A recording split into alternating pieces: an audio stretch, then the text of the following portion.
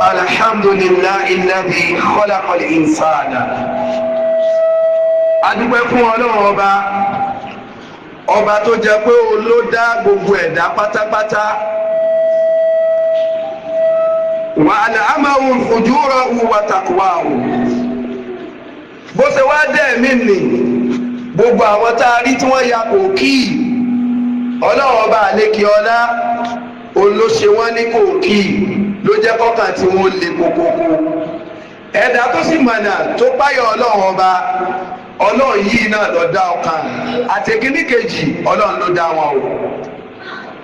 waja'ala taghyira al-ahwali marbutan bi taghyiri ma fi an-nufusi min huda aw ghayyin. ọba yìí ló sì ṣe ìyípadà àwọn àṣesí tí ó máa bá wa ní ayé ojú ọ̀rọ̀ papọ̀ mọ́ ìtí bá ń bẹ lẹ́mìí wa tá a bá fi ń hùwà irú nǹkan náà láàmọ́rí tí ó máa ṣẹlẹ̀ sí wa láyé. ẹnìkan ò ní gbé ẹ̀fọ́ kó wá lóun fẹ́ hú àlùbọ́sà o. ìta bá ń ṣe lọ́nà mà nìdẹ̀rọ Ọlọ́run fi máa dé fún wa. ìta bá ń ṣe ní tí ọ̀dà ìní ọmọ amúlẹ̀ kókó wa Ọlọ́run má jẹ́ kí gbòó lè má wa o. ahmaduhu mo dúpẹ́ fún ọba náà subhanahu wa shukuru mo sì sí ẹ̀yìn fún ọba tó jẹ́ pé olóníkọ́ gba ẹ̀yìn lọ́wọ́ wa wà á túbú ilé yìí ẹ̀dọ́ ò lè wà ọmọọṣẹ́ àtèmi àti yín Ọlọ́run kò forí ẹ̀ṣẹ̀ wa jì wá àti jẹ́wọ́ pẹ́lẹ́ṣẹ̀ ni wá ọba náà kò gba tútù bá wa o. wàsídàfírù àwa lálàforíjì níbi àwọn àmọ̀ṣe wa àti àwọn àṣìṣe wa. wa nashhadu an la ilaha illallah ajẹ́rìí pé kò sí ọba kan tó tọ́ ká jọ́sìn fún ní ti dídúró kákábára ní ti dídẹ́ kọ̀kọ̀rọ̀ ká ṣàfọ̀mọ́ ní ti ti fíforí kalẹ̀ ká tún máa ṣàfọ̀mọ́ fọ́lọ́run tó ju ọba adẹ́dàá wa lọ. bó bá rí bẹ́ẹ̀ a ṣe àfọ̀mọ́ fọ́ba náà o a sì ṣe gbogbo tí ń jẹ́ ìfọ̀ wahdahu la sharika lahu lónìí kan ṣoṣo láì kò bá wa orogún. wa nashhadu anna muhammadan abduhu wa rasuluhu a sì jẹ́rìí pé dájú ànábì wa muhammad ẹrú Ọlọ́run ọba ni òjíṣẹ́ Ọlọ́run ọba sì tó ní í ṣe. ìkẹ́ Ọlọ́run kó máa bá ànábì wa muhammad àtàwọn sàhábà àti gbogbo ẹni tí wọ́n máa tẹ̀lé ojú ọ̀nà ẹ̀sìn títí ó fi dọjọ́ gbẹ̀dà kìyàmà. fàyà ibadallah ẹ̀yẹ ẹrú sí Ọlọ́run ọba. èyí tí ó máa jákọ́lé ìbáraẹnisọ̀rọ̀ wa tòní òun náà ni àyà Ọlọ́run ọba tí fi ń bá wa sọ̀rọ̀ pé inna Allaha dájú Ọlọ́run ọba la yughayyiru kò ní yí padà má bi qawmi ètí bá ń ṣẹlẹ̀ pẹ̀lú ìjọkan àdìrán kan bóyá dẹ̀ra ni o àdìlẹ̀ koko hatta yughayyiru má bi anfusihim àfi tá bá fọwọ́ ara wọn yí padà. tó bá jẹ́ pé aburú wọn bá ń ṣe kán máa retí pé aburú làwọn ò rí lọ́dọ̀ Ọlọ́run.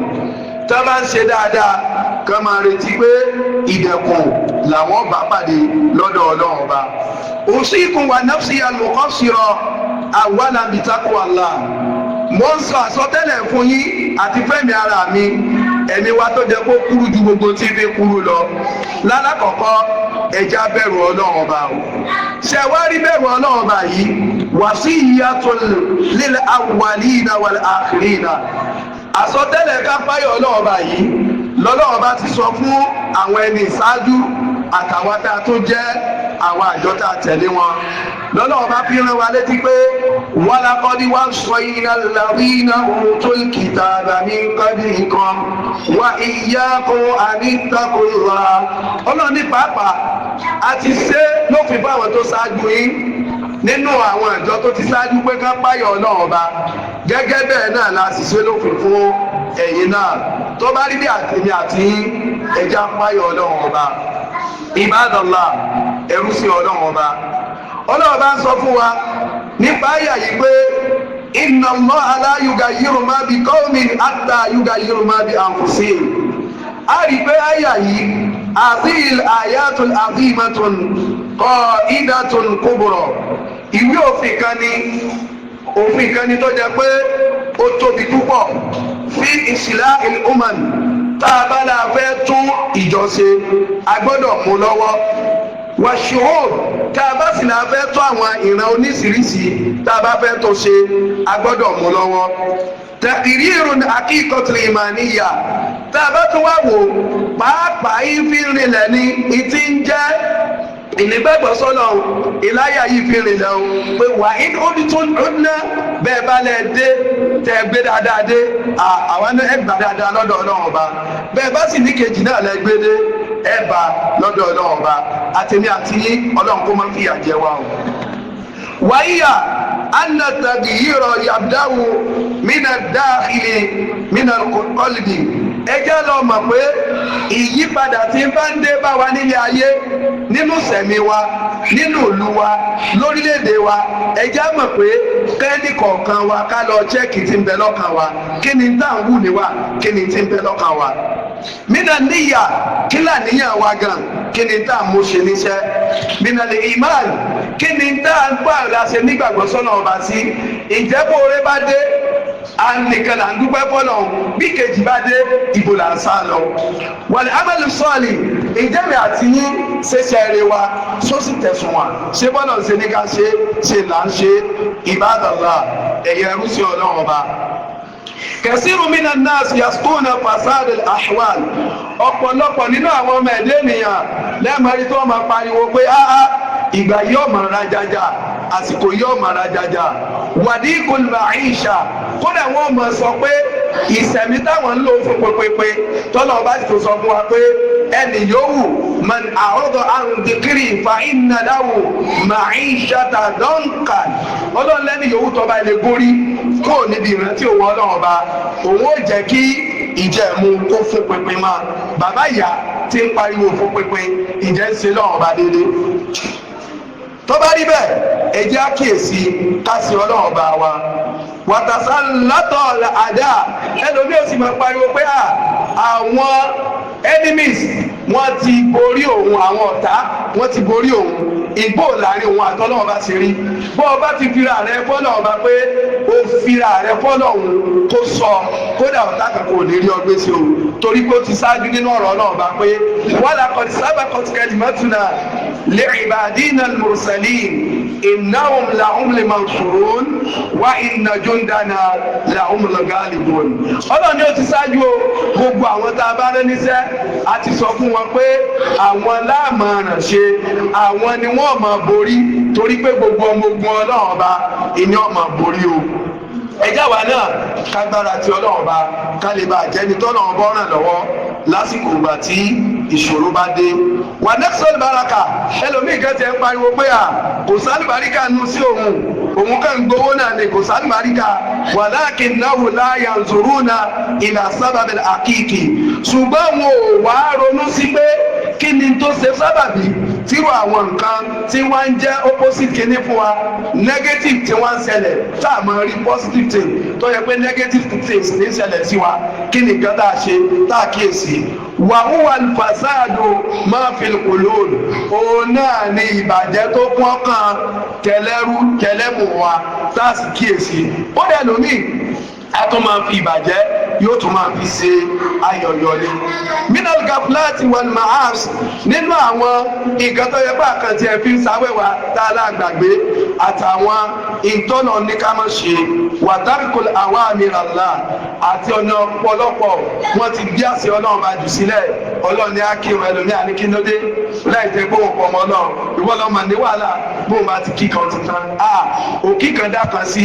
ara rẹ̀ lọ́ ń tàn bó ọba ń pariwo kó le ìwọ gẹ́gẹ́ lọ fà ní kókó fúnra rẹ̀. wọn mú jẹ́ ànàbẹ́tòlá tọ́ à ẹlòmíì sì ti gbé gbogbo nǹkan tí ká tẹ̀lé tàṣẹ Ọlọ́run Ọba ó ti gbé jù sẹ́gbẹ̀ẹ́ kan kò rí lò. Imam Ibn Qayyim àwọn sọ fún wa pé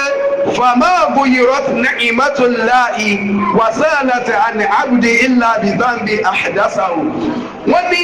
ìdẹ̀ra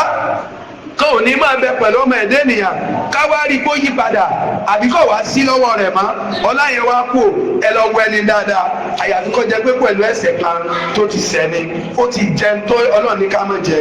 ó ti ṣe tí Ọlọ́run ní ká má ṣe bọ́ bá rí bẹ́ẹ̀ àtèmi àti ẹ jẹ́ àkíyèsí ìwà wa ká kíyèsí ìsọ̀rọ̀ wa ká kíyèsí ìyẹsẹ̀ wa. fàtàgìyìrù matlubu yabda'u mina tawba bàbá wa là ń wá yípadà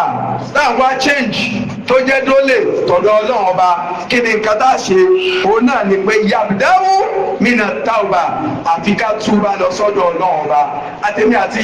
ká kọjú sọ́dọ̀ pé la ilaha illa anta subhanak inni kuntu minaz zalimin. èmi yìí o alábòsí ni mí ọlọ́run kò fi orí ẹ̀ṣẹ̀ mi jù mí gbogbo ọba ti gbà tá a jura wálẹ̀ fún ọlọ́run ọba yóò sì tó sí wa sí i. warruju' ila Allah káwá fẹnu lásán sọ kò tó àfi ká padà sọ́dọ̀ ọlọ́run ọba lódìdí. wal istiqamati ala shari'i káwá dúró déédéé lórí ìwé òfin ọlọ́run ọba qala Allahu wa qala Rasul gbogbo kọ́là yòókù tá a bá ti fi sòdiwọ̀n tọ́lọ́run tá a gbé sẹ́gbẹ̀ta nẹ́bí wa Muhammad tí ọba ti ṣe déédéé kọ́là jàgbàjàgbà nù ká gbèjú sẹ́gbẹ̀ kan. wà ìsìláì kulub wal jawar ká sì wàá tún ọkàn wa ṣe ẹjọ́ kan ọmọ